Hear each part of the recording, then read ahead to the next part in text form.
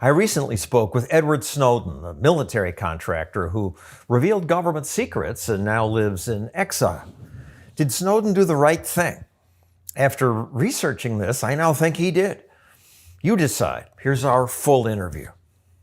You went to work for the government. You signed agreements saying you wouldn't talk about what you did. Why go to the media? We talk about awards for progress in civil liberties. We talk about the importance of independent thought and the history of it. And this is really what it is. You know, I did sign up to work for the government. I volunteered for the Army. I applied to the CIA. I worked as a contractor in NSA facilities on NSA computers again and again and again. People think contractors like you're working in a different building, but no, you're in. It's just a continuation of government service. And also, you joined the military after 9/11 because you wanted to fight. I did when everyone else was protesting. I was a younger man, and I was much less politically educated, I'd like to think, than I am today. You know, some things only come with experience. But so, yeah, it raises this question of how does someone like who I was become someone like who I am? And I got to tell you, it was hard. It wasn't easy. It wasn't natural. It wasn't something I ever expected to do. But like I said, I signed up to all of these things. I volunteered because I believed in a prevailing national mythos to which we are all subscribed when we're born into our country, when we go to a school system where we're basically the only one in the world where you get up in the morning and you pledge allegiance to a flag. We all have the same stories. We all watch the same channels. You know, we see men like you on TV kind of telling us what's happening in the world and what it's like. And what changed me was a realization that as someone who held a top secret clearance and had access far beyond what a top secret clearance would entitle someone to generally, the private truths of what was actually happening in our government, what our government actually does, what our nation was involved in without the knowledge or consent of the people that it purports to represent, was very different than the public representation of it. And that, really, just that seed alone was the start of a journey that would take me many years to ultimately realize, and the decision, as you said, to come forward. And the ultimate reason why I came forward was simply to bridge that gap in my own experience and share that with everyone else, to share the realization that I came to, that what we were being told is true and real and is the state of our world, was in fact a witting and continuing lie by some of the highest representatives in our government. And I felt that people needed to know that. What was the lie? I think the most famous one for me, and really, the turning point, would be when you look at the exchange between Senator Ron Wyden and then Director of National Intelligence, James Clapper. This is sworn testimony in front of the Senate Intelligence Committee. And for those who don't remember it, because it was some time ago, it looked a little bit like this. So what I wanted to see is if you could give me a yes or no answer to the question, does the NSA collect any type of data at all on millions or hundreds of millions of Americans? No, sir. It does not. Not wittingly. There are cases where they could inadvertently, perhaps, collect, but not wittingly. Now, the importance of this is to think about what that represented. This, of course, was false. The NSA was collecting the phone records of every Verizon customer on a daily basis They were doing this for other major telecommunications providers as well. I just didn't have the judicial order for that. And this was happening to the internet. This was happening to email communications. What was happening was a change in technology from the old internet that was sort of non-commercial, very individual and simple. It was pretty crude. Everything was cobbled together, to this larger, more corporatized internet where all of our communications, all of our interactions, all of our relationships, all of the things that we read and like online are being passed to us through a Facebook or a Google or an Apple. And in secret, these companies had basically gone far beyond what the law required of government to join programs where they would share information with the NSA through the front door of the FBI. And it was continuing for years without the kind of individual warrants and legal process that we expected and we had become accustomed to. That we're told in the Constitution, this is how our government works. And so for me, when you ask what was the lie, the lie was not any one particular part of these programs. It wasn't a particular detail. It was the fact that there was a breathtaking sweep of intentional, knowing public deception by people at the level of the Senate, by people in these different executive agencies, intelligence agencies, and then in the White House itself, even from the president, then President Barack Obama, who campaigned on ending warrantless wiretapping that he had criticized so heavily in the Bush administration, but had in fact, in secret, extended and embraced these programs and these authorities to a level that I began to feel had truly narrowed the boundaries of our rights. Does the NSA routinely intercept American citizens' emails? No. Does the NSA intercept Americans' cell phone conversations? No. Google searches? No. Text messages? No. Amazon.com orders? No. Bank records? No. We're not authorized to do it, nor do we do it. You're at the NSA and you're dealing with these secrets before you even saw the head of the National Security Agency on TV. And what did you think about them then? Well, so this was the thing. When you look at the arc of my career in intelligence, I was always working on the technical aspect of it. And so by and large, I was modernizing our systems because post 9/11, the intelligence community realized they weren't very good at using technology. They thought they were.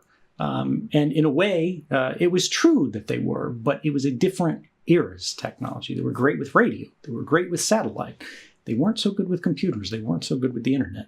So they brought in a bunch of shaggy young guys who looked like me. And they really liked what you did, and you were a star.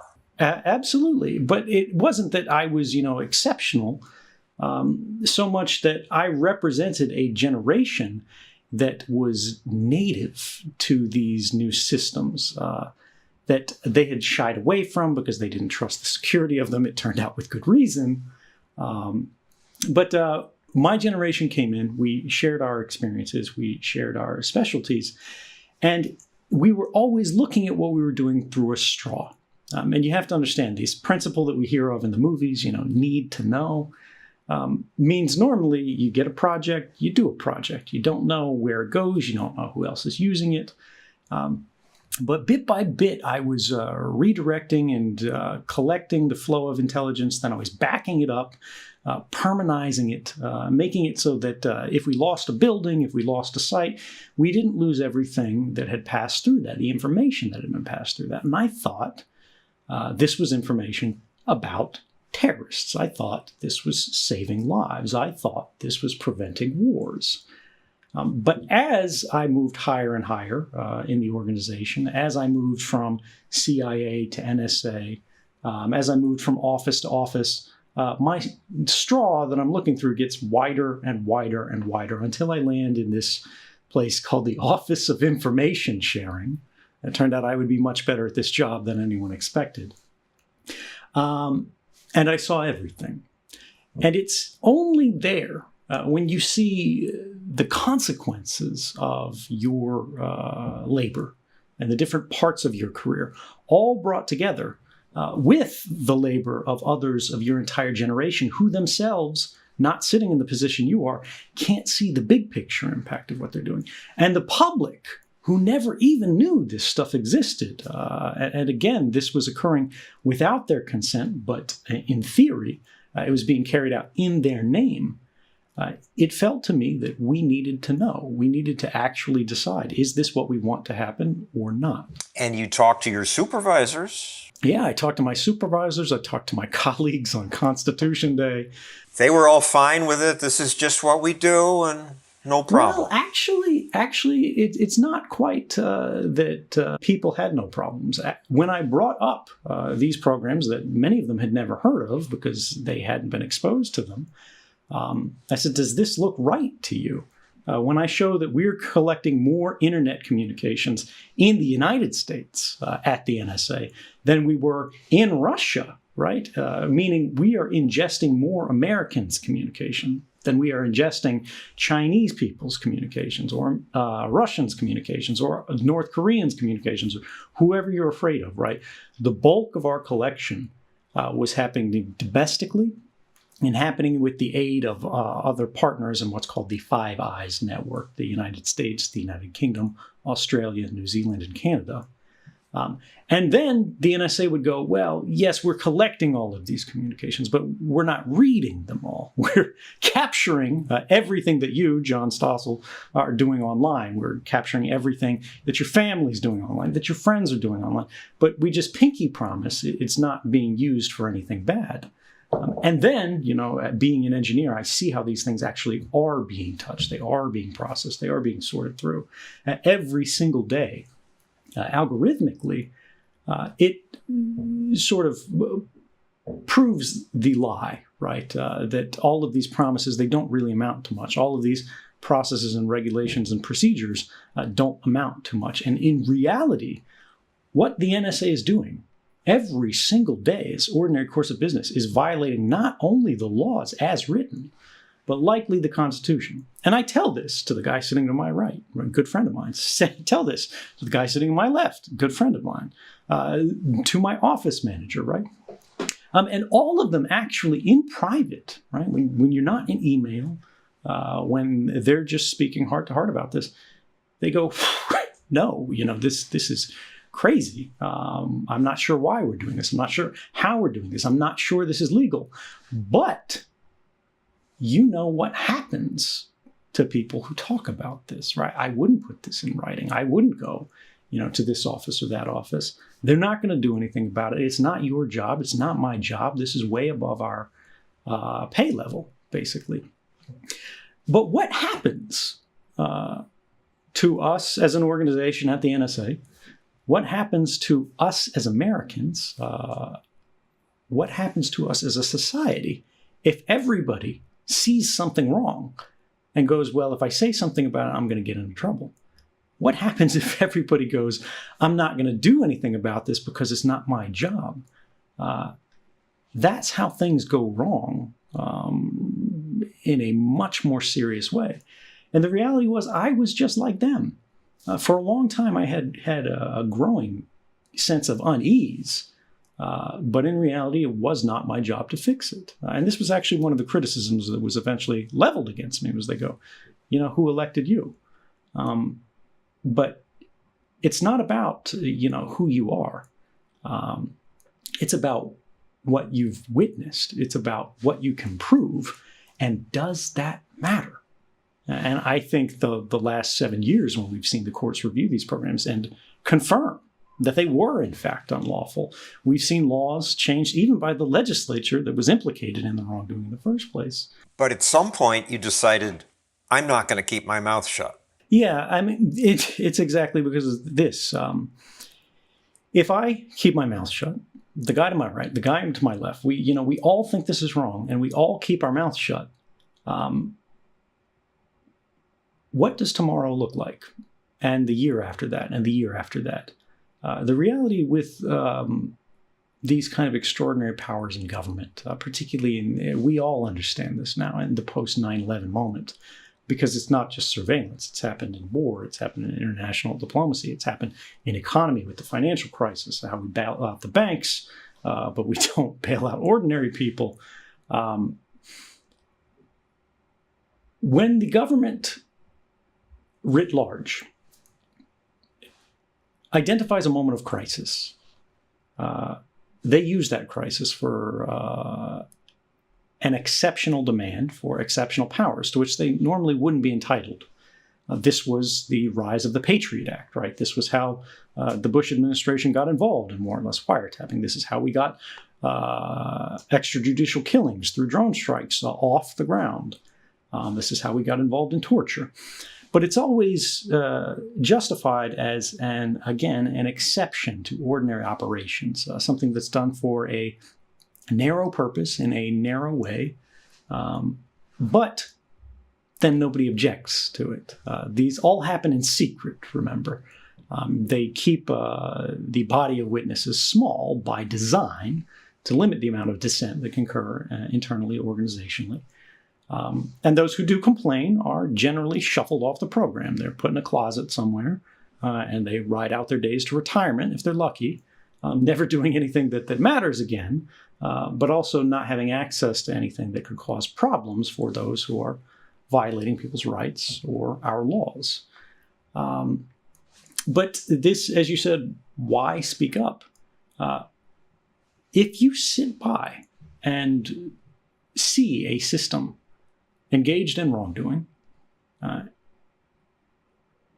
and you do nothing, even if you don't participate in it any longer, even if you resign, you are perpetuating a system of wrongdoing. You have become not just part of the wrongdoing, but party to it. And for me, when we looked at this, this was affecting the country that I love. This was affecting the internet that I grew up with, which was practically part of my family by this point in my life. And then you extrapolate from how we got involved in sort of this overreaching surveillance state to begin with, the national security state. And step by step, bit by bit, exception after exception, these extraordinary and narrow authorities become permanent and perpetual authorities. And bit by bit, as the domain of government expands, the territory that is claimed to the people narrows. And this became such a concern to me that I was willing to risk a great deal to tell people about it and see if they agreed or if I was just crazy.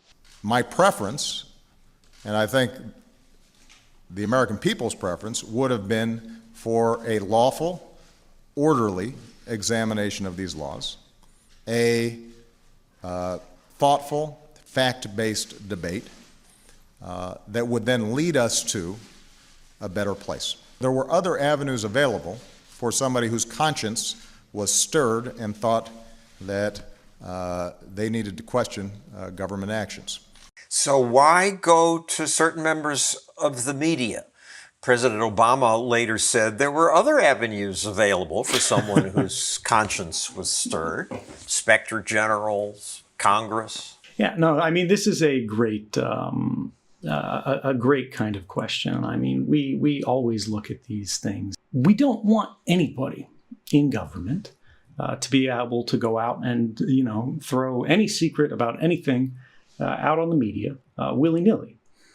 And this is one of the primary institutional criticisms against me. On the other hand, are there internal channels, as Obama posited? For me, no. Even under the most generous reading of the law at the time, what he said was incorrect. And he said so at a time that, by the way, he knew it was incorrect, even though it was politically useful, because this had been debated in newspapers around the country by this point. I was not an employee of the NSA. I was employed at a private company that was contracted to do work for the NSA at NSA buildings, on NSA equipment. The only difference between myself and the actual NSA employee sitting to my right in the office was he had a blue badge, I had a green badge. Green was for contractor, blue was for staff employee of government. But the whistleblower protection laws did not apply to contractors. This makes sense if you think about it in the context of the moment, because how can the government protect someone from complaints when it's not actually their employee, right? How can the government prevent someone from being disciplined when they're a private company for whatever purpose? And the reality is even if I had gone through an internal process, had I gone to Congress, had I gone to the president himself, the ultimate result would have been the same.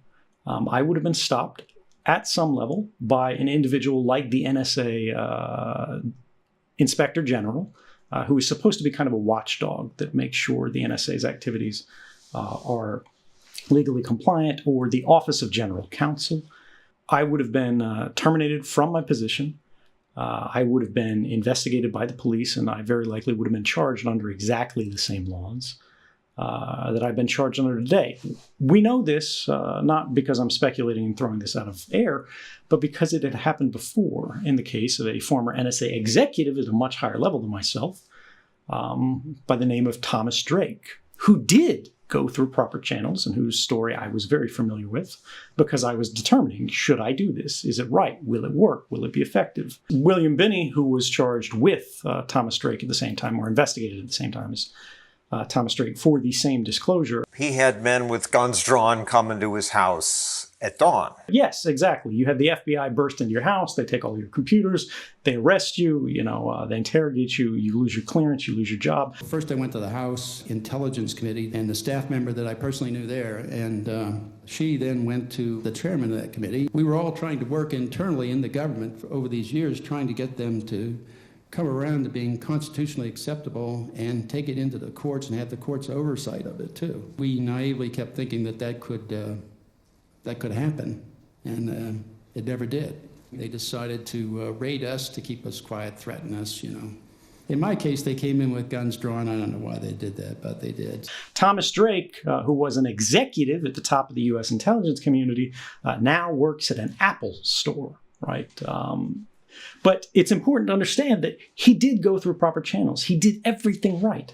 And when he went to these officials, this is what they said. This is the Office of General Counsel at the NSA, a man by the name of Vito Potenza.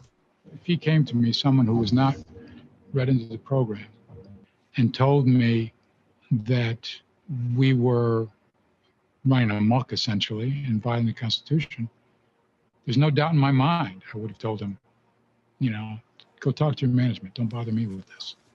I mean, you did the minute he said, if he did say, you're using this to violate the Constitution, I probably would have stopped the conversation at that point, quite frankly. So, if that's what he said, then anything after that I probably wasn't listening to anyway. And this is the reality, and I think everybody understands this naturally. These internal watchdog shops in government, they're great if you need to report sexual harassment. They're great if you need to report some kind of discrimination, if somebody's stealing office supplies. If you go, the entire agency of government is engaged in a conspiracy to deceive the public about the reality that we are right now working in concert across agencies, to carry out a program that is in violation not only of law, but the Constitution, they're not equipped to handle that, and they're not interested in investigating that. That's not why they were appointed. I got to say, in my endless 100-year career, no one has ever rolled in video before. That's usually what I need to do. If you ever get back... Right, I'm a technologist. Sorry, I can't help it. That's good. All right. Why do you think you were charged under the Espionage Act? That's pretty rare. To send a chilling message. To whom? To other whistleblowers, to others in the government, not to speak out or speak out. Do not tell truth to power. We'll hammer you. Drake on 60 Minutes, where he said the purpose was to send a chilling message. Do not tell truth to power. We will hammer you. I think that that's absolutely correct. When you look at the lived experience of whistleblowers And again, these are separated by decades of different White Houses, different presidents, different administrations, different Congresses, different policies. The response is always the same. If someone inside of government reveals government wrongdoing at the level that threatens the reputations and certainly the electability of whether we're talking about agency heads, whether we're talking about politicians, whether in the legislature or the executive branches, their first priority is to stop you from talking because they want to control the narrative. And this is really what this is about. When you look at all of this mass surveillance, whether we're talking about internet surveillance, whether we're talking about telephonic surveillance, whether we're talking about domestic surveillance, whether we're talking about international surveillance, you've been in the news a long time. You've seen these officials. You've interviewed these officials. They constantly tell us, this is for your safety. This is to investigate terrorists, right? And I kind of believe it. Right. And we all believe it to some extent, particularly when we shared the national trauma of 9/11. But when you look from the inside as an employee at what we're doing with this, I see all the reporting, right? I've got access to all the reporting. And then you look at things that happen in the wake of scandal. For example, after I came forward, Obama, who was facing extraordinary pressure, appointed 2 independent commissions to investigate these programs because he was trying to basically justify these things and find where they were accurate, where they were useful. This was the Privacy and Civil Liberties Oversight Board and the President's Review Group on Intelligence and Communications Technologies. Both of these groups had full access to classified information. Both of them talked to all sides of the intelligence community. They went to the FBI, they went to the CIA, they went to the NSA. And they said, look, we've got the clearances. Give us your success stories. Show us where this helped. Show us where this saved lives. Show us why we should be doing this. And they looked, because at the time, we had people, we had Keith Alexander, then director of the National Security Agency, going in front of Congress, going on TV, and saying, this stopped 47 plots or whatever. People are alive, buildings are up because of these programs.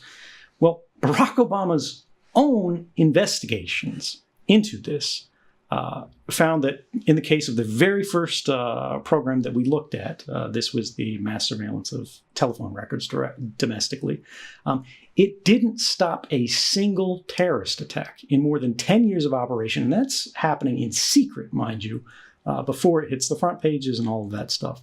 And in the only case, they also found, that it never made a concrete difference, and that's their words, in a single counterterrorism investigation. There were plots that were found, but the court found that they already had the information. They didn't need all this spying. We've heard over and over again the assertion that 54 terrorist plots were thwarted. That's plainly wrong. These weren't all plots, and they weren't all thwarted. The American people are getting left with inaccurate impression of the effectiveness of NSA programs. They actually never discovered a plot through these programs, never, not once.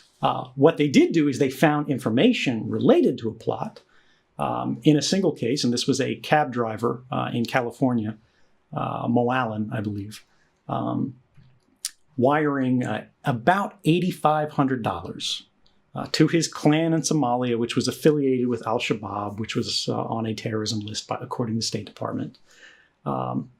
This was their great success story, right? And in this case, judges had, we had already had watchdogs go through it, thanks, fortunately, to Obama in this case.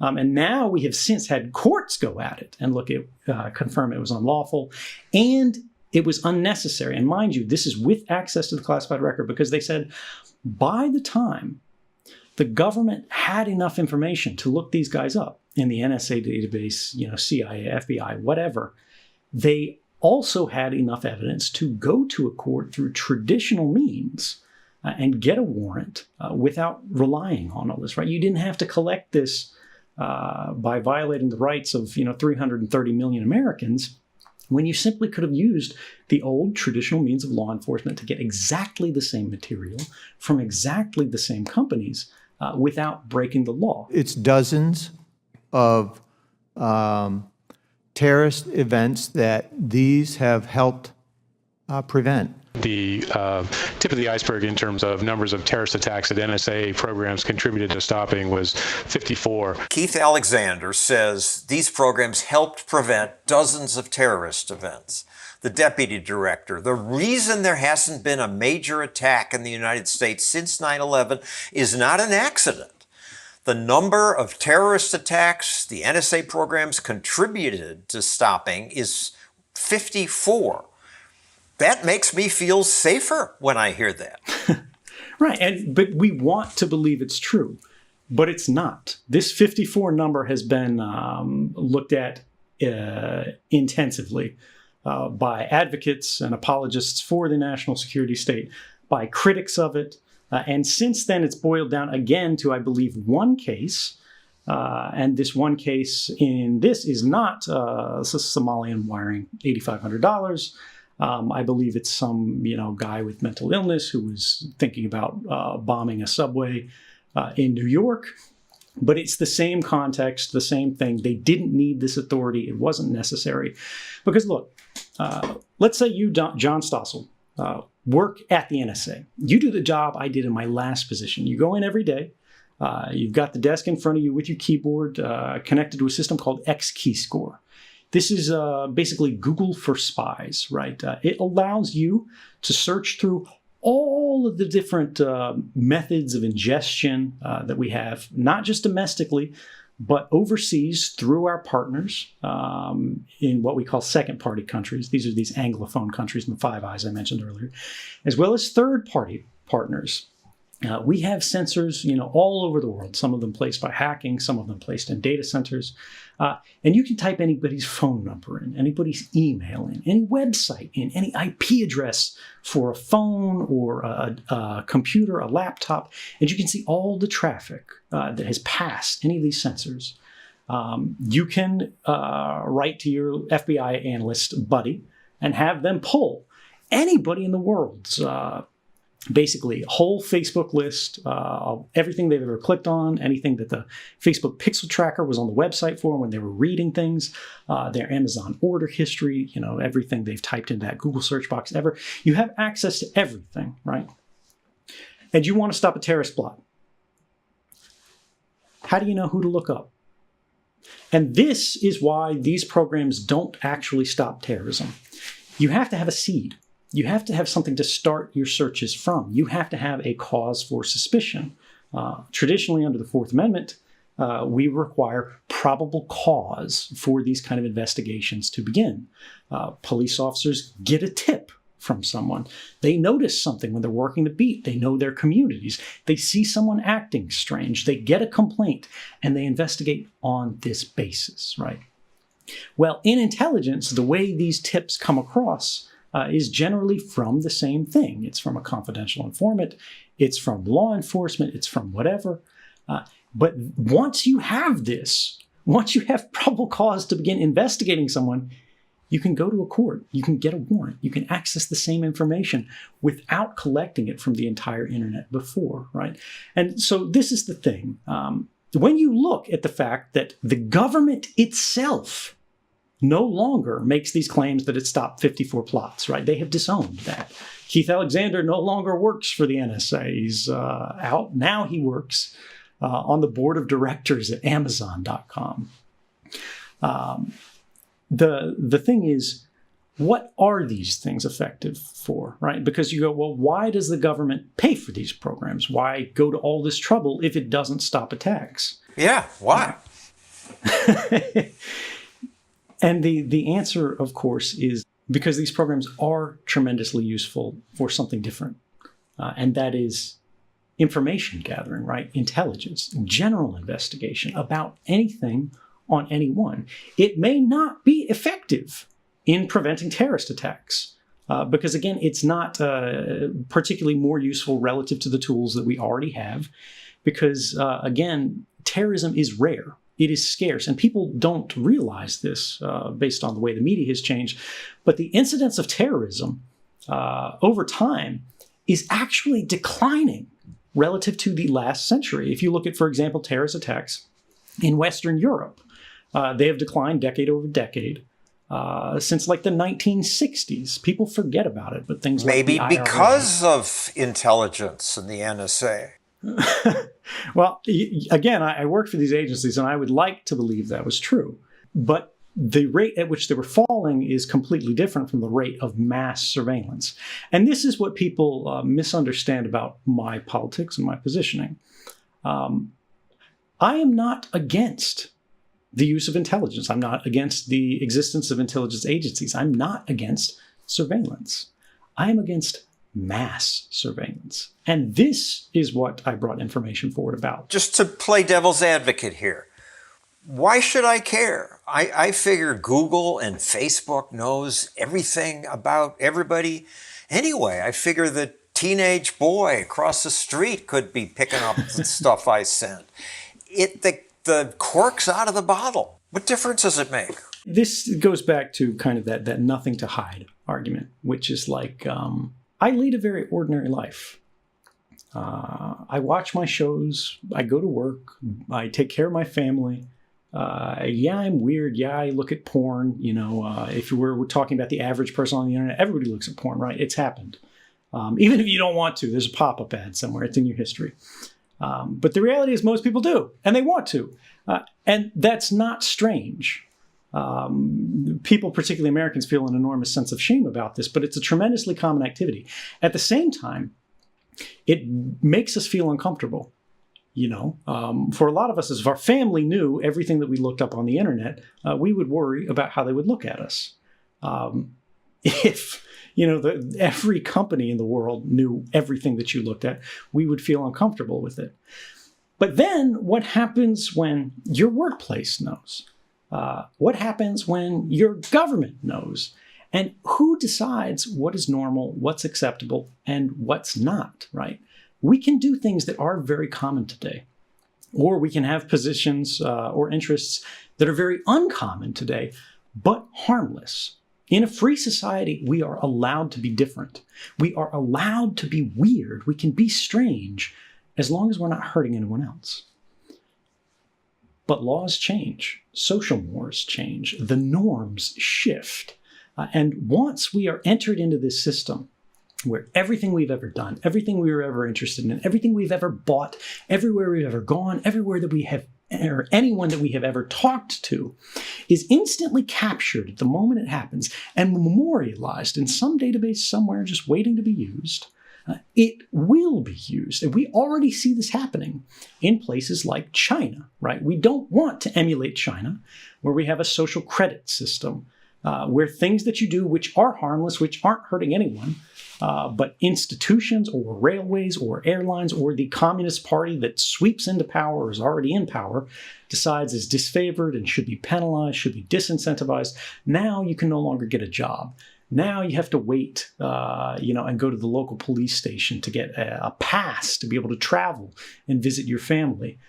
We cannot anticipate these things. And the problem is that I have with this idea of argument is that we should have to prepare for it, that we should think and constrain our intellectual curiosity and even, frankly, our weirdnesses, our distinctions, our differences, our weirdness, the things that place us in the minority, because we could potentially someday be judged on the basis for it, even if we have done nothing wrong, even if it wasn't strange, because the definition of what is wrong is constantly changing. If Google's got it and Facebook has it, why is it so much worse that our government has it? This is a great question. There's two ways that this is typically responded to. One, and this is one that I used myself many years before, is that, well, the difference is Google can sell you a different pair of shoes on the basis of what it knows about you, right? The ads that it places on the side of your bar. But they can't put you in jail. They can't bomb you, right? The government can, and for a lot of people, the government does.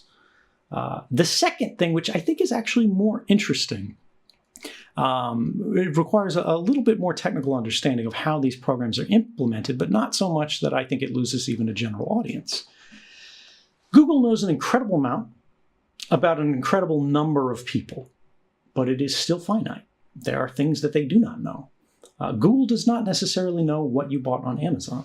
Google does not necessarily know what you liked on Facebook. Google does not necessarily know what you posted on Instagram.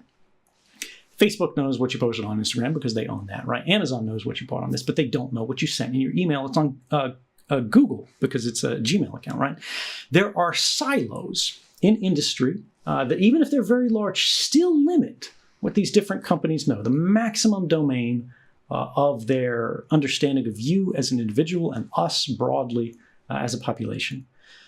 Government, however, through its coercive authorities in these kind of systems, is able to look into each of these different silos and then collate them together. They see everything that Facebook sees, as well as everything that Google sees, as well as everything that Amazon sees, as well as everything that your phone provider sees, as well as everything that your airline provider has in terms of your travel history, and so on and so forth to an extraordinary extent. There are no limitations placed on this beyond their appetite and willingness to pursue these silos and find a way into them. Now, I am a little embarrassed in that I'm a consumer reporter and I report on markets. I haven't done much on spying or military secrets, and I hadn't paid much attention to you. I got you confused before researching for this interview with Manning and Julian Assange, Snowden, who did what. But now that I've done the research, I conclude that you really got screwed. And yet you talk about this very dispassionately and thoughtfully. Aren't you pissed off? I mean, James Clapper lied to Congress and to the American people, and he wasn't fired. He served out his term in the Obama administration, and now he works for CNN. And Keith Alexander, right. I think that's kind of a condemnation of the direction our media has gone in. But I understand your point. Absolutely. Keith Alexander now runs a private security firm appropriately and is on Amazon's board. They made out you're in exile. Yeah, I mean, you don't do the kind of things that I did if you're a pessimist. You do them because you're an idealist. You believe that things can get better. You believe that we can do better. When I came forward, it was in recognition of the fact that there is a two-tiered system to the way American society is ordered today. There are those in power who operate largely behind a veil of secrecy. And even this applies even to people who aren't working for the NSA, right? This happens to congressmen. It's very difficult to find out who they're meeting with. It's very difficult to figure out, what lobbyists are having conversations with who, and what laws are being shaped, and what text is being written that is passed into law that impacts all of our lives, but was corporately sponsored, right? And these people are getting donations to their campaign, or famously, the justice system. If you're a young person from a minority community with limited access to wealth and especially education, you're going to be treated very harshly by our court system. But if you're one of these made men, working on a high level, you will face a very different flavor of justice, shall we say. None in the case of those two guys who lied. Precisely. Or no justice at all. But that will never change unless we make it change, right? Power admits nothing without a demand. Government is not going to reform itself. And the only way that things get better anywhere is through sacrifice. We've known this since we crawled out of the swamp of history. If you want to stay warm, somebody is going to have to go through the trouble of building a house. It's not going to be fun. They're not going to love it, but they're going to be doing it because it makes life better. Somebody out there is going to have to do the hard work of growing the food that we all, survive on. And they don't get a lot of thanks for that, but society is a team sport. Our society as exists today is flawed. I recognize that, right? I am doing what I can to make it better as I can. I don't have any illusions that I'm going to fix it. I'm not going to save the world. That's not how this works. And I think this is why I can be very much at peace with the choices that I've made, and unfortunately, the price that I've paid as a result of that, because it was the right thing to do. And it has made things better. Even if it hasn't fixed the problem, people now can understand these things. We can begin to argue for better policies, and in fact, they're already happening. Our courts, which for literally decades excused themselves at all from weighing in on the legality and constitutionality of surveillance in the context of national security, have since 2013, when I came forward, ruled repeatedly on these programs and repeatedly ruled against the government that they had backstopped these things fully for, again, for a very, very long time. The NSA is engaged in repeated, substantial legal violations. The FISA court called a systemic noncompliance by the government. But the programs go on. Some of these programs have been halted. Section 215 of the Patriot Act is no more. This was ended by an act of Congress, and also at the urging of no less than Barack Obama, who at the very beginning of 2014, interesting in terms of timing, after the very first court to rule against these programs said it was likely unlawful and unconstitutional, came out in his State of the Union speech and said, although he could never condone what I did, he felt that this conversation about surveillance, its legalities, its limits, had made us stronger as a nation. And he urged Congress to pass what was then called the USA Freedom Act to basically put new legal restraints on this. But as you say, that didn't end the problem of mass surveillance. That just pushed the tube of toothpaste right now. The toothpaste is in a slightly different part of the same tube.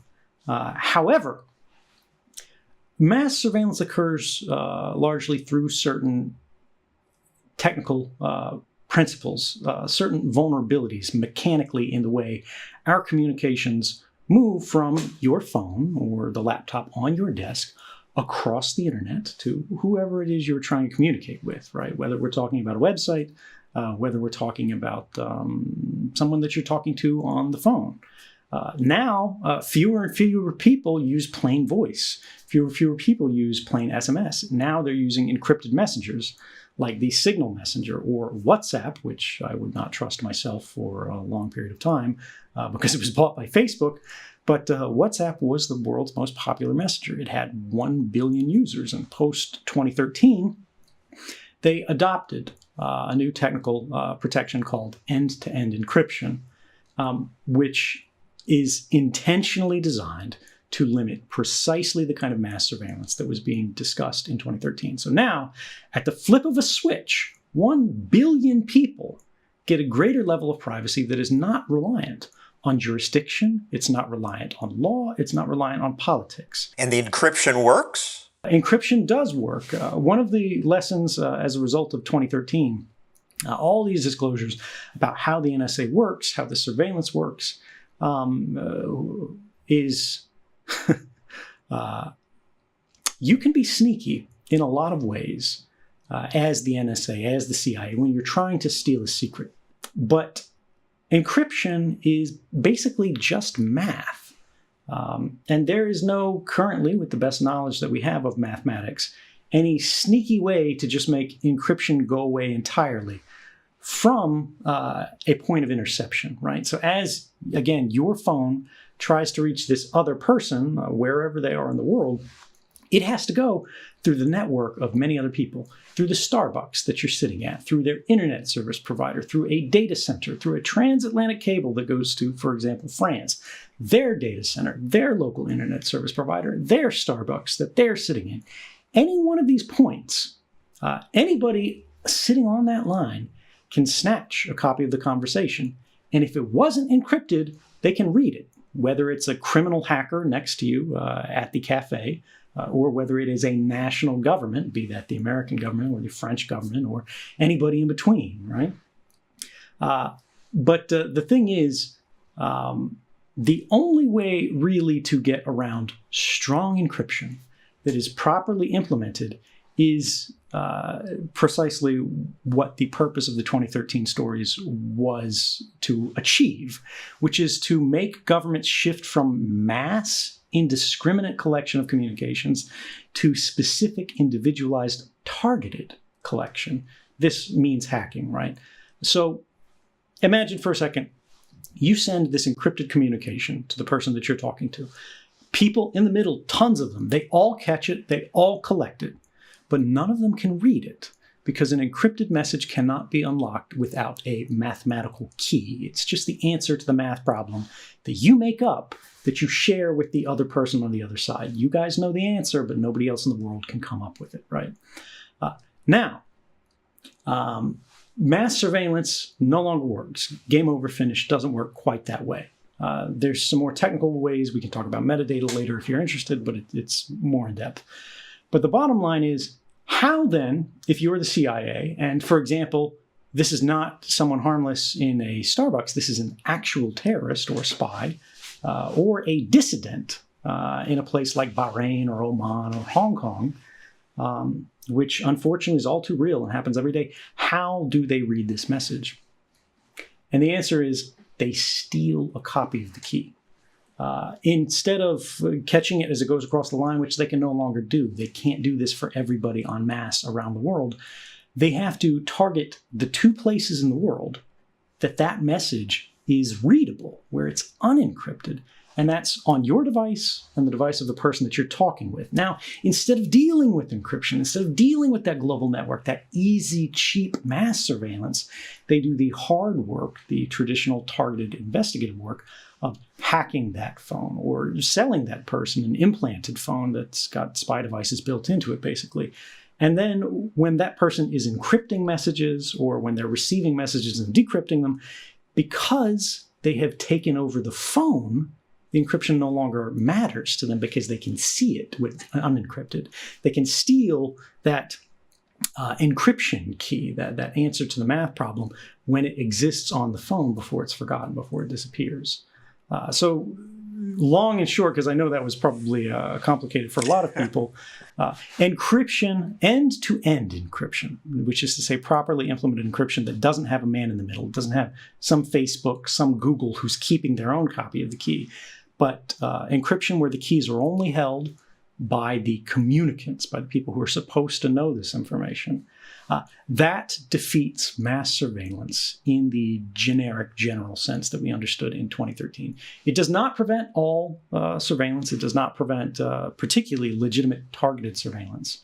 But it returns the intelligence and law enforcement world to the more traditional means of investigation, which have fewer implications for our rights writ large as a society. Let's talk a little more about your personal story.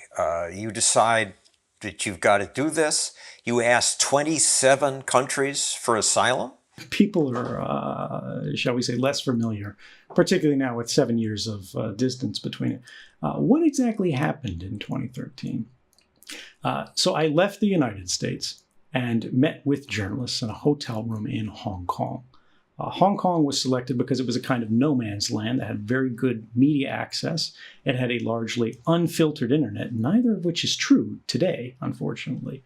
But it was very easy for journalists to operate. It was very easy for me to access as a U.S. intelligence employee without popping up on any radars or anything like that.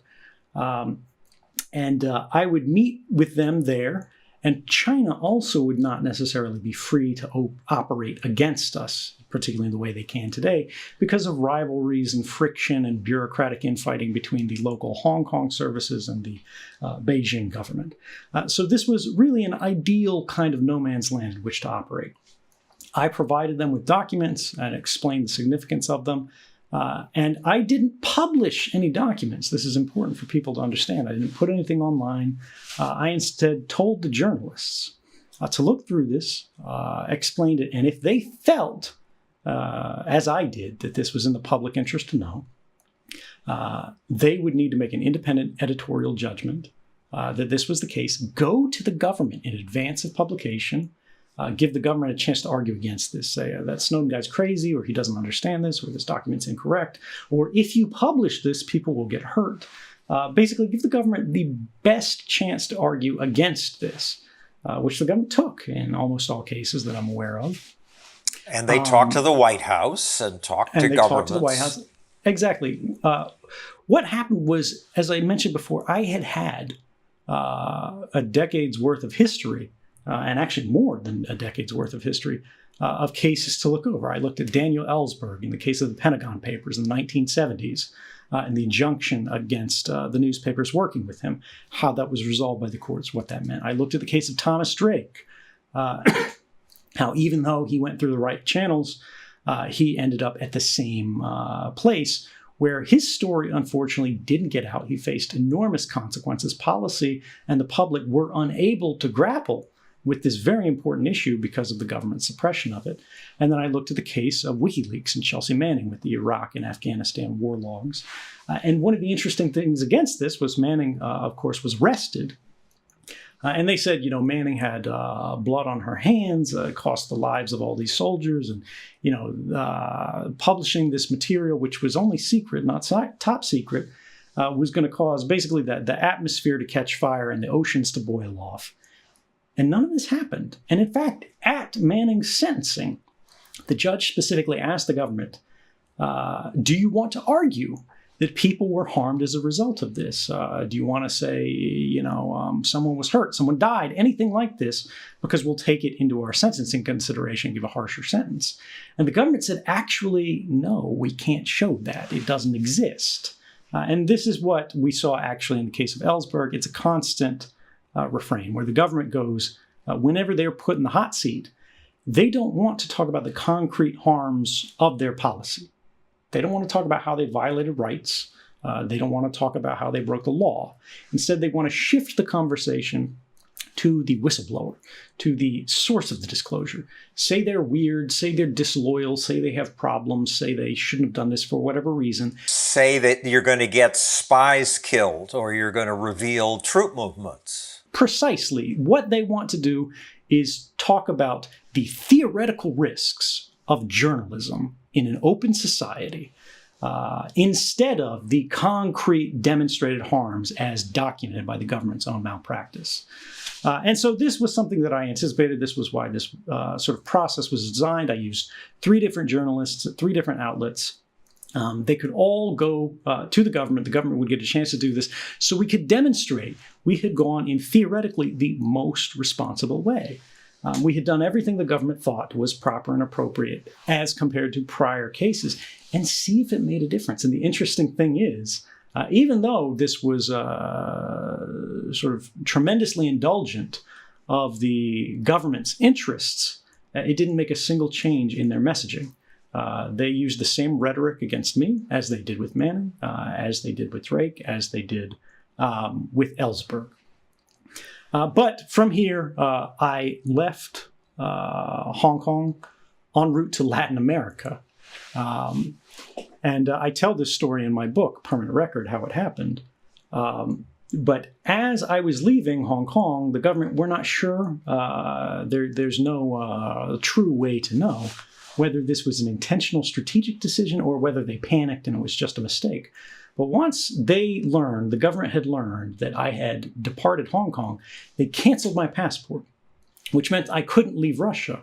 And I spent the next, 30 days and 30 nights, basically, trapped in this Russian airport, Sheremetyevo, trying to get asylum from, as you said, these 27 different countries, things that Americans wouldn't be particularly concerned with, Germany, France. And every time one of these countries would appear to be leaning towards granting asylum, saying, okay, come here, they would get a phone call from one of 2 people, then Secretary of State John Kerry, or soon to be possibly, then Vice President Joe Biden. And this is the interesting thing. Why would the U.S. government work so hard to keep me trapped in Russia rather than allow me to go to a jurisdiction where they would be much freer to operate and much more comfortable, realistically, like France or Germany or Iceland or something like that? if they had even the slightest doubt about my loyalty. And this is a question that even to this day I have difficulty answering. I would assume they just didn't want you to go anywhere. And you happen to be in Moscow. They didn't think it through. Right. Imagine you're the director of the NSA or you're the CIA. And you've got this guy out there. He's the person that you hate the most in the world. And you know all your authorities. You know all your incredible powers. You know even the things that I didn't know with all of my access, right? All the ways you can get people. And then you go, we really don't like this guy. We really want to do something about him. Would you rather me be in Moscow or literally anywhere else? Right? And so to me, it's very strange that the government worked quite hard to keep me exiled specifically in Russia. And I've always been a little bit, particularly as years have gone by, and you can't explain it away simply as a mistake of policy back then. They've had time to rectify it. They realize that me being in Russia provides them with an evergreen political attack that doesn't have to be explained. It doesn't have to be justified. Simply the association with Russia is enough for them to call into question my character. And some Americans would say, really? He went to China? And admittedly, it was Hong Kong and different then, and Russia, these two countries, and there was no other way to get to Latin America except through Russia? Right, certainly. And this was subject of much debate, and it was, again, borne out. There was a lot of public reporting on this back in 2013 when it was contemporary. The reality is you can't fly from Hong Kong, or at least couldn't fly from Hong Kong at the time, to Latin America without crossing U.S. airspace, unless you went the long way around, right? And so then you do this and you have to go, it's a very short list. What are the non-extradition countries to get from Hong Kong all the way over to South America? And again, it's just building a bridge through the air step by step. And, my whole flight manifest at this point has been made public. There were journalists on the flight that I was ticketed for from Moscow to Havana, taking pictures of my empty seat when I was prevented from boarding. And so, yeah, this has all been looked into. And it's just, to me, it's frustrating, but it's also interesting because I wonder, if they did this intentionally, if they did this strategically, it was really the most brilliant move they made in terms of communications planning that they could have. I'm not sure we can give them that much credit because it very well could have been a moment of panic. But it is, I think, disappointing that all these years later, they still haven't rectified it. And it didn't work out well for you. Obama commuted Chelsea Manning's sentence. She's now running for political office. Politicians say you should be killed. Yeah. Well, the funny thing is we see that much less now than we did in 2013. The reality is there's sort of a pardon movement going on my behalf. I have not asked for pardon from this president or the prior president, but many others have on my behalf, and I'm tremendously grateful for that and the advocacy that people have brought forward. But excuse me. The thing is, as each year passes, and all of those claims, as you said, they were like, oh, he got people killed. There were agents, there were programs or whatever. All this stuff fell apart. It didn't work. Attacks are going to get through. None of it came to pass. And this was exactly the story in the Manning case. Obama could not have commuted Manning's sentence politically, realistically, in this 2013 era, in this 2014 era. But years after, right, when Manning's actions were actually in 2009, 2010, you start getting year after year after year, the fact that what Manning did not harm national security in a material way. It did not harm individuals' lives and livelihood in a material way. All it did is inform the public and embarrass the U.S. government and its partner governments in the case of diplomatic cables. But largely, it was about reputational harm, right? The government had egg on its face, and it retaliates as a result of this. Moreover, from reporting on the justice system in other contexts, I think, the government is very interested in what it describes as the deterrent effect. Manning becomes secondary, right? Someone like me or Ellsberg or Drake, any of these people, they become secondary to the point of the government pointing to the rest of their workforce. Even if this person did the right thing, even if they did it carefully, even if they did it in the best way, we don't want you to emulate it. So we are going to come after this person, chase them all the way around the earth in order to set an example. I hope you get pardoned. It's a little puzzling. The Attorney General says you're a traitor, and the information you peddled, you peddled it around like a commercial merchant. Yeah. Which you didn't do. You never tried to get money from it.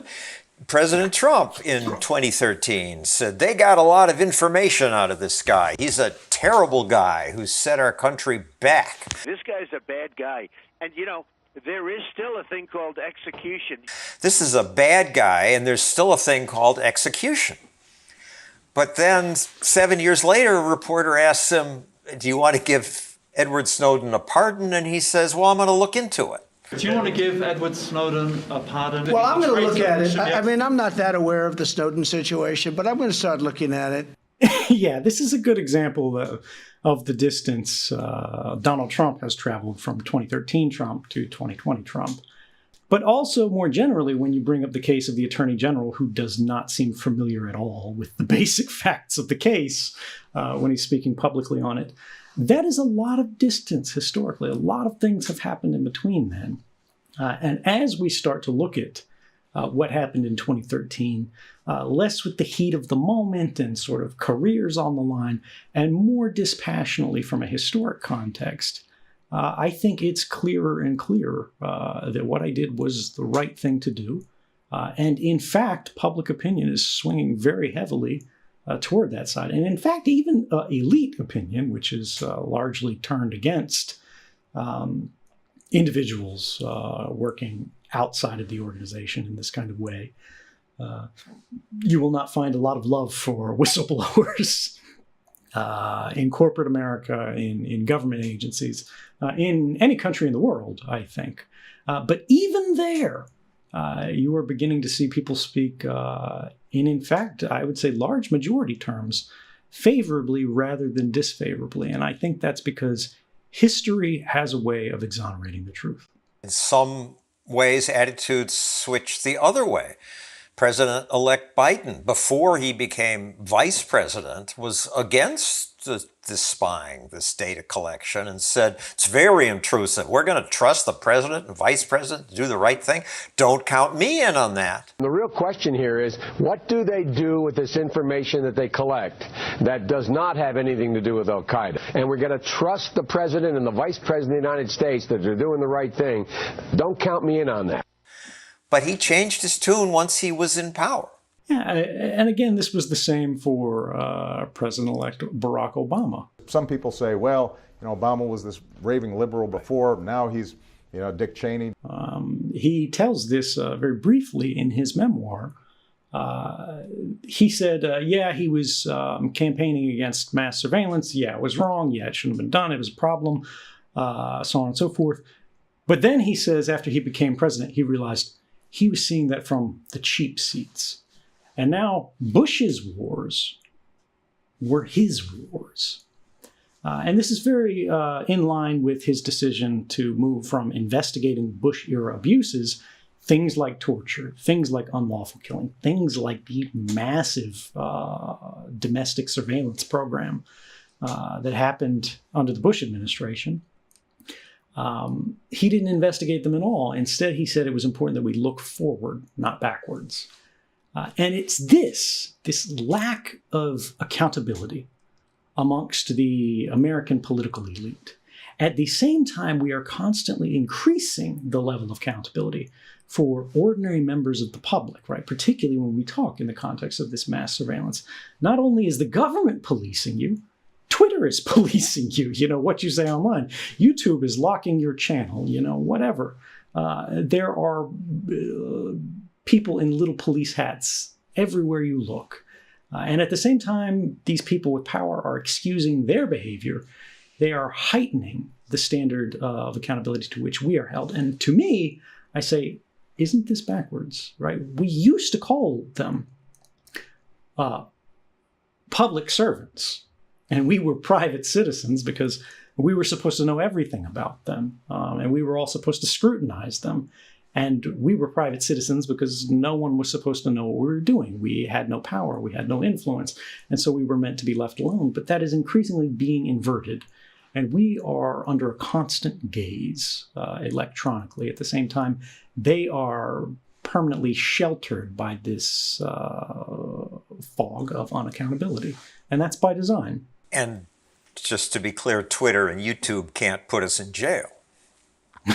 Yeah, they can't, well, yet. But stay tuned. Or force you to stay in Moscow.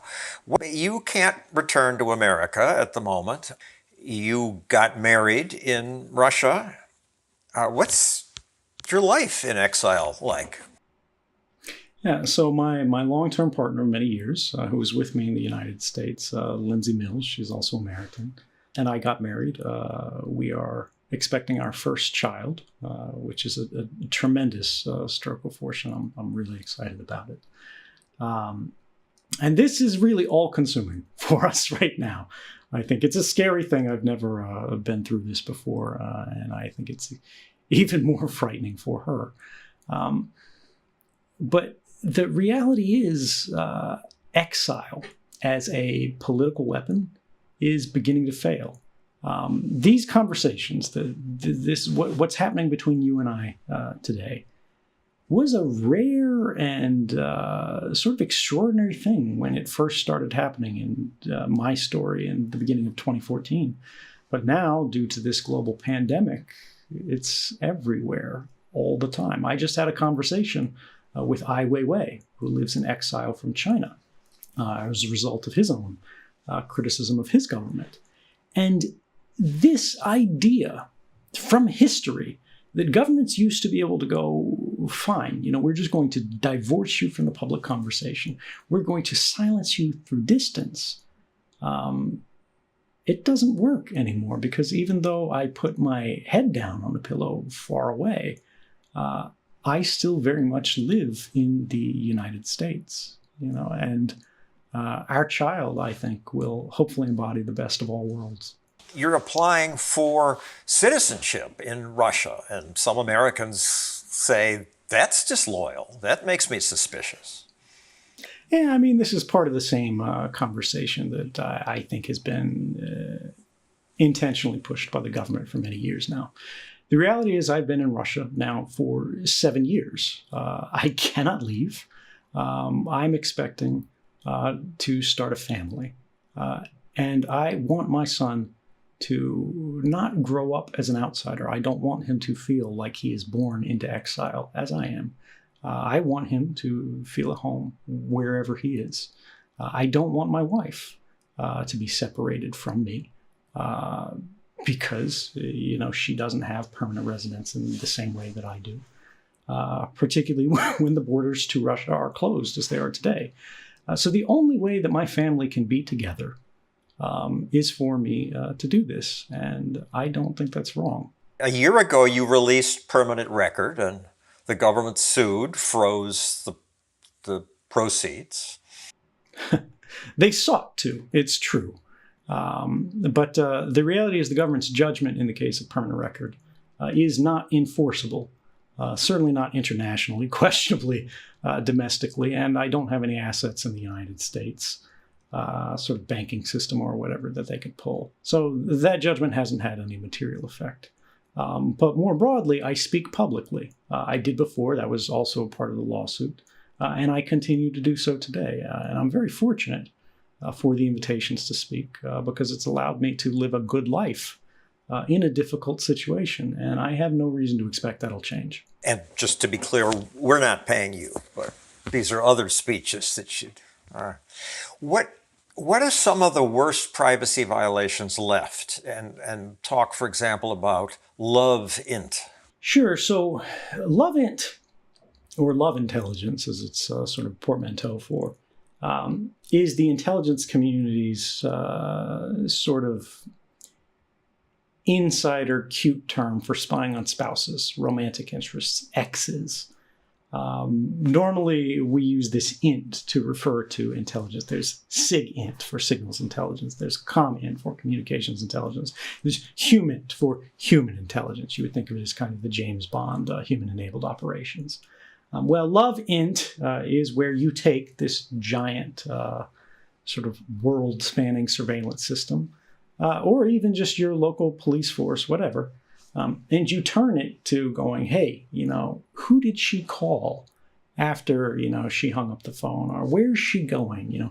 What is he doing? And this has happened, and the NSA has actually publicly confirmed this happened after the accusations came out in at least 13 different instances. One of the particularly interesting things about this practice of LOVEINT is that the government doesn't typically charge people with crimes when they're found to do this, even though this is felony behavior. And this is true anytime analysts at the NSA or CIA or elsewhere in the intelligence community abuse their governmentally granted authorities. And you might go, well, why is that? But the answer is self-apparent when you think through it.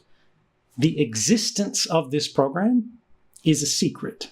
The operation of this program is itself possibly unlawful in the most charitable sense, likely unlawful in the way I would put it.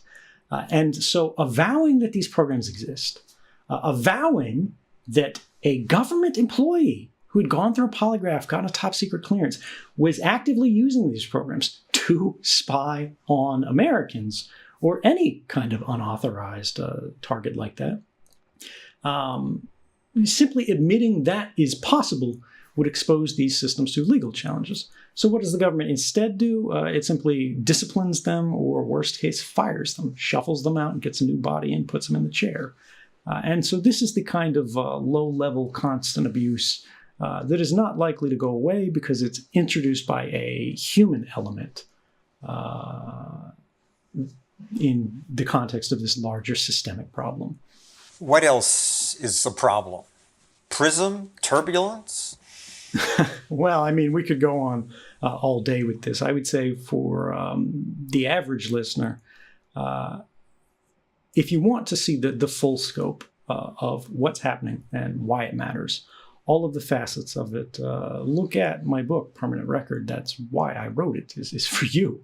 But what's not in the book, and what is a concern, is what's coming down the road.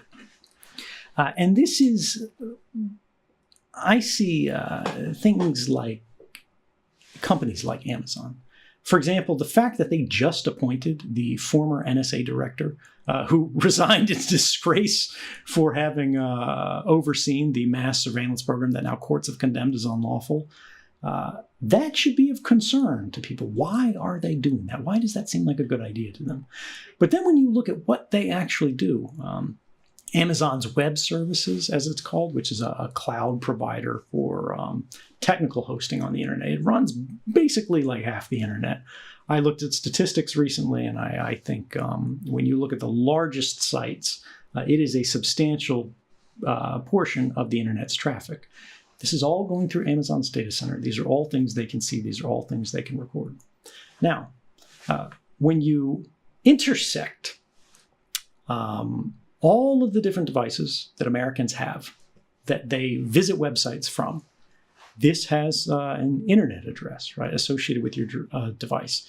You likely have identifiers for the sites that you're connected to, a username or a login or a phone number, a Facebook or a Gmail login. You also have cookies. These are little digital files that are planted in your browser visiting a site, which allows them to show you different ads, to keep you logged in, different kind of things. Now, this means you can track to a more detailed degree what people are looking at on the internet, what they're visiting, what they're searching for, what their interests are, what their political leanings are. You can do sentiment analysis even without looking at anyone on an individual level by taking these identifiers, these locations, these associations and affiliations, where they were in the world, because their location services were turned on, who they were there with. This is happening more in the context of like COVID tracing programs. And then you go with all this rich information that Amazon has about purchasing decisions, about financial information. They know what your card is, right? They know what your shipping address is. They know all of these things. And you start to collate these together. And now we see Amazon, because of their Alexa or Echo or whatever these things are called these days, they hire Keith Alexander. They implement this thing called the Sidewalk program or whatever, where it is listening not just to you in your home. It's not just listening for your devices, but it's listening for the radio information provided by other people's cell phones, by the Wi-Fi access point, the unit next to you in an apartment building or, on vacation or at a hotel. And all of this thing is being collated by Amazon, and it's all being sent back. What they are doing is they are getting a broader and more detailed sense of the world's identity, right? Individual identities. Collectively and individually, they are cross-referencing them with basically intellectual interests and pursuits and purchasing information. This is called enriching it. And then they're sharing it, they're applying it to uses that we don't know about. They're partnering increasingly with like police through subsidiaries. We see things like Google and their Ring doorbells and all that. And what this means is we're entering increasingly a quantified world where everywhere you go, everything you do, everyone you interact with, and everything you're interested in is now being prejudged. It is being collected and recorded and analyzed and assessed, and not by humans. We don't have the benefit of human judgment here. An algorithm makes a decision about whether you're desirable or undesirable, about whether the things you're doing are good or bad, and we don't know how that is being applied yet. But we do know once they have this information, we can't take it back from them under the laws as they are written today. And the United States of America is one of the only, if not the only, developed democracy in the world today that does not have a basic privacy law. We have the Constitution. Would that make a difference? I mean, it's just, here's the problem that Americans, by and large, don't care. And I mostly don't care. Alexa, are you spying on me? No, I'm not spying on you. Actually, she answers, no, I'm not spying. You can learn more by visiting Amazon.com/Alexa Privacy. She's still going off. And John Oliver had to do a bit with you. Only way he could get people interested in the invasion of privacy was to point out that this little light here where I see the green light, it isn't always on if the NSA is spying on us, and they might take pictures of our private parts and show it to people. Only that got a reaction. The government should not be able to look at dick pictures. If the government was looking at a picture of Gordon's penis, I definitely feel it would be an invasion of my privacy. They should never, ever, the U.S. government have a picture of my dick. Yeah, this is something that's I encounter constantly. And again, I've spoken in places all over the world, all kinds of different countries, all kinds of different audiences, all kinds of different age groups. And I typically hear this as a question being asked by older people. And the interesting thing is it's formulated a lot of times as young people don't care. They go, they're on Facebook, they're on Instagram, they're putting this all out there on social media.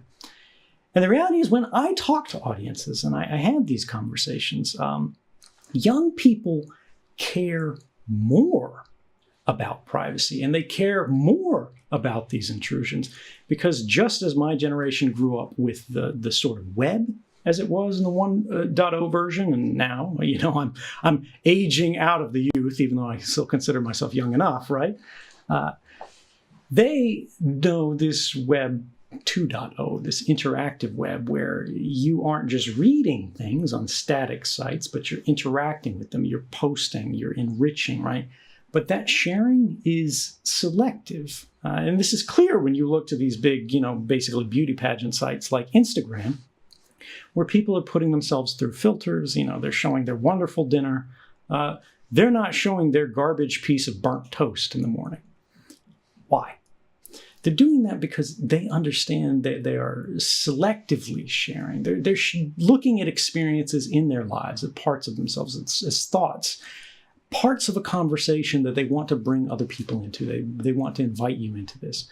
They don't give you everything. And what is happening is that trust, that openness is being exploited by companies that could not sell us, products when they commercialized the Web 1.0, right? Do you remember the tech boom and pets.com? Younger listeners have no idea what we're talking about. But the early forays into the internet were not wildly successful. There was a boom and a bust because they were trying to sell us things that we did not need. Once they realized that there was only so much they could sell us, they went searching for a new product. That led to the new web, and their new product is us. We are not the users of this system. We are being used by this system. And the reason that you say you don't care about this is, and I say this without any offense intended whatsoever, is because you do not understand the way that that system is being used against you. And that's not due to a failing as you as an individual. That is by design. These companies do not want you to understand how it is being used. They work with lawyers. How is it being used against me? It's profiling you. It is basically creating what's called a pattern of life and a social graph, not just for you, but for everyone. And this means that even if you're trying to do something anonymously, let's say you have something like a cancer scare, right? And you want to look up an oncology clinic. You want to call a doctor, or there's a Planned Parenthood thing happening with a young woman. All of these different things, you just want a moment to seek help. You're in a vulnerable state. And you try to open like a private browser window. By the way, that doesn't work for the kind of tracking that we're talking about here on the network level, just for anybody listening. But a lot of people think it does. And they reassociate your identity based on what's called a fingerprint that they've established of your browser, of your device, of your logins. Google's doing these things on your phone. Apple's doing these things on your phone to different extents. But the idea is they're trying to encapsulate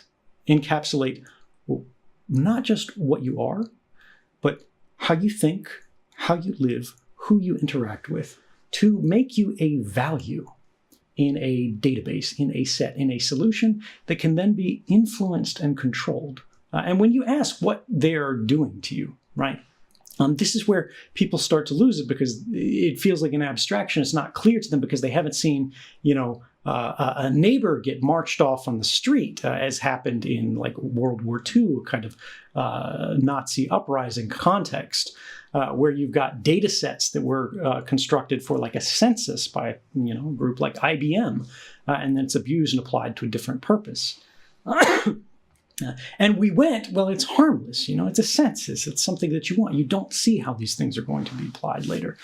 But what they are doing today, in the most concrete form, as I said, is they are collapsing everything about you into a known value that can then be manipulated. That is the beginning and the end of the system. They want to make you controllable. We talked about mass surveillance before, how it's not effective in the context of surveillance. What is it effective for? It is this kind of intelligence surveillance, which is a means of influence, right? People ask me about terrorism and they go, why weren't these effective for the program or for stopping terrorism? And it's because they were never designed to stop terrorism. They are about diplomatic manipulation. They're about social influence. They're about an informational advantage. They are about power. The corporate variant is about the same thing. When you look at all of these things where we've talked about in the past, like election interference, and this last wave was really ugly with political advertising and targeting, that is just the smallest part of a very big game. The bottom line is power is derived from many means. It can be from violence, it can be from law, it can be from money, financial influence, right? But the new means of influence The one that is most easily hidden and the one that is the most reliable at scale, which you can't buy off everyone in the world. You can't murder them all if you want to have something to control. And even with law, there are lawbreakers, right? There are the edge cases there. With information applied at the right time, in the right way, you can change behaviors. When you see a banner ad, they're trying to shape your behavior to sell you a new pair of shoes. But they can also control what you see, and in enough time, and this has been studied by academics, what you believe. Facebook, which is a big company, where we're not talking like a small startup that's a little bit shady here. They ran their own psychological studies on, the current population to see if they could make you angry. They intentionally wanted to manipulate their users' state. And it worked. See if They could did. make you sad. And it worked. Exactly. You are correct, right? This is controlling human behavior by a private company. For what end? Just to see if they could. Well, the next variants, and this was years ago, are not going to be just to see if they could. It is going to be for their advantage. It is going to be to shape laws. It is going to be to shape elections. And it is going to be to shape individual outcomes. They are going to change lives. It might be good for you, right? You might get a job that you didn't expect to have, but it could also be very, very bad for you. And I think for a significant portion of the population, it will be. I don't feel threatened. You make a good case why I should. I'm not scared of Amazon or Facebook, because yes, they want to manipulate me, but I'm a little scared of the algorithm and how it might divide America by feeding us more of what we believe and push us apart more. But basically, they want my money, and to get my money in a free market, a company has to give me what I want, and that's a good thing. Even if we look at this from the most libertarian perspective, when we talk about the free market operating, we are presuming that there is open competition. We are presuming that there is fair competition. We do not live in a perfect world. We do not have the benefit of a perfect market. There are monopolies that exist. There are companies that exploit flaws in regulations and the moats that have been granted to them. And it's hard to find a better example of this than a lot of the internet giants as they exist today. And so I think it's fair to recognize that even though, free market, even though we have consumer choice, even though we can do other things, that only is true where there is an alternative, where there is a reasonable competitor that can provide the same service, or that it's even possible to launch a competitor to these things. And I don't believe this is true in that larger sense. But as you say, so you were saying, if I heard it correctly, that you're not super afraid of these things in the specific sense. You understand in the general sense. You have these fears, but what can you do to protect yourself? This is always a question that I get, and it's very difficult to answer because the advice changes year to year. Because technology is dynamic. The devices are changing, the protocols are changing, the services are changing, the platforms are changing, the laws are changing. And so I don't like to give specific advice because it dates very quickly, and this video will live forever with all of the rest of the things on our permanent record. What I will tell you is there are organizations out there that are dedicated to creating these kind of guides for how to protect yourself and keeping them up to date. You can search for sites like privacy tools, like surveillance self-defense guides from the Electronic Frontier Foundation. The American Civil Liberties Union creates guides.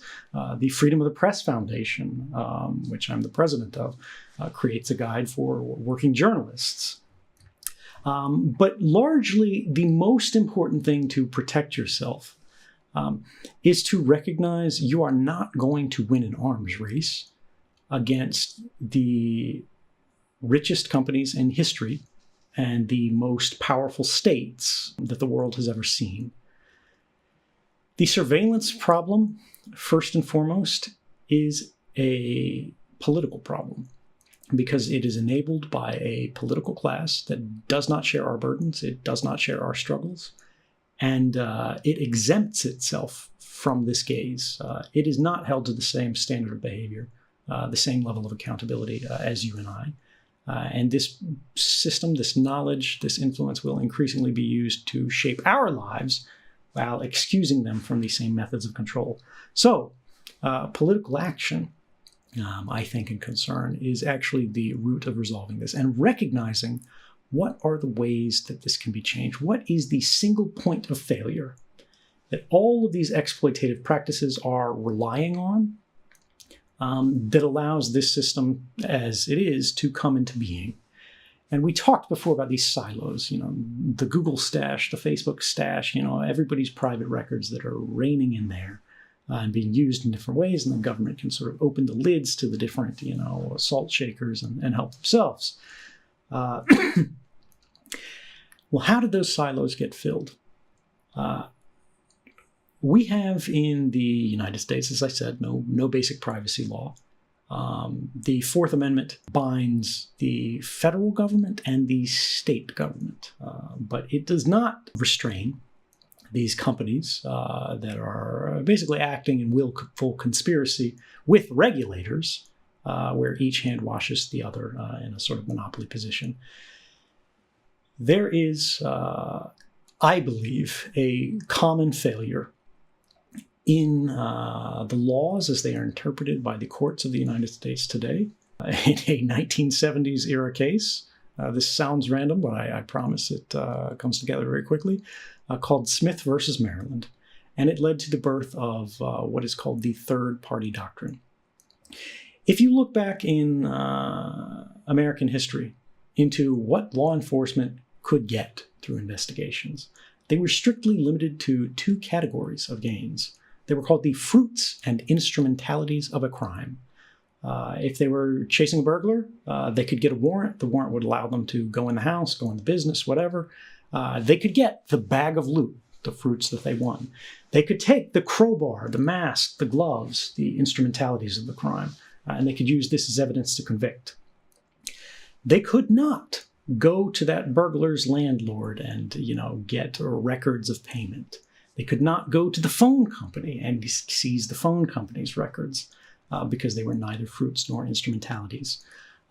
This new world where the government can demand private entities, private records about customers, or even your own records about yourself, your diaries or whatever, is a very, very new thing. It's about 60 years old, right?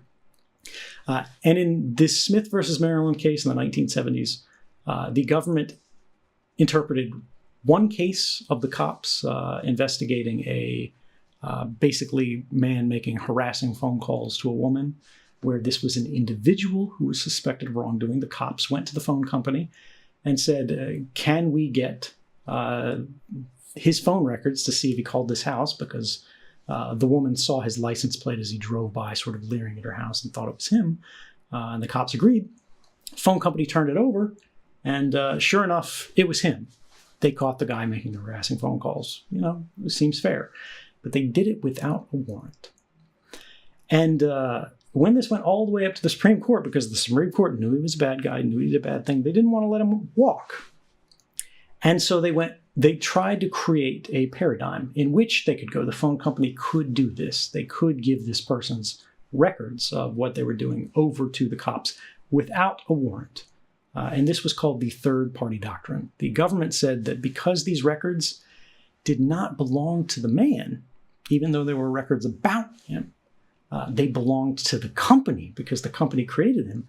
That man had no privacy interest in those records. Therefore, he had no Fourth Amendment protections regarding those records. Well, in the decades since the 1970s, when the court could not have imagined the world that we live in today, that our movements can be tracked by our phones, that companies have records of everything about us, the government has repeatedly leaned on this one single outdated court opinion of one guy making scary phone calls to go, no one in the country, no one in the world has a privacy interest in any records that are created about them, but held by a third party. If that changes, this surveillance ends. ends, really? People won't find a way to get around it? I think legally, if you recognize that people have a property interest or a privacy interest in information about them, that means it's no longer the company's records, they're your records. And so you now are in the driver's seat. Yes, Amazon could create a record about you with your consent, but you control it. You can revoke it. You can destroy it. And this is what has changed. Right now, we have a non-consensual relationship. It is premised on the illusion of consent, the idea that, you clicked OK to continue. But that doesn't work in any other contract law sense. You can't click OK to bind yourself into servitude for the rest of your life. You can't click OK to be victimized repeatedly anywhere else except the internet. And I think as soon as we recognize that this is not proper and is not appropriate, life will be better for all of us because we will have more control over our own destinies and over our own stories. I confess that I'm a bad example when it comes to what you say about worrying about this, and that I've been on television since I was in my 20s calling businessmen crooks. And I figured I had enemies, and some of them wanted to get me, and so I've been very careful. And when I got a cancer scare, I wrote a column about it. So I figure I have no privacy, really. And I'm kind of come to terms with that. But there ought to be a private sphere where people could go. It's a fair point. I will say there is a difference between you and, shall we say, the average person. Because just like we talked about public officials and private citizens, we also have this other category, public figures. And you aren't nobody. You have a platform, you have a voice, you have influence, you have friends, you have associations, you have connections. And more importantly, you derive your power, I think, in society from sharing that voice and using that voice. But not everybody is as clever as you, as well spoken as you, right? And has the history and the skill set that you do. And I think recognizing that there are different people in society with different capabilities isn't a bad thing. It's a good thing. It's okay for someone to say they do not care about this, that, or the other. But the way rights work is it's not for the average person. And it's not especially for the most privileged among us, right? Bill Gates doesn't need rights. Bill Gates writes the laws, right? Bill Gates could hire his own army. Rights are for the least among us. They are for the minorities. They are for the strange. They're for the exposed. They're for the people who stand out and are different. Rights exist to protect the minority from the majority because it is our differences that lead to progress. And those differences, those disagreements, those new ideas always start out as a minority of one. And just like a seedling, we in free societies make an intentional decision to structure our systems, our laws, to protect and shelter these weirdos so that once they have been tested, we can benefit from those ideas. Well, I thank you very much for giving us lots of time here. Thank you very much. It's been a pleasure to be with you. Thank you, Edward Snowden. Stay free.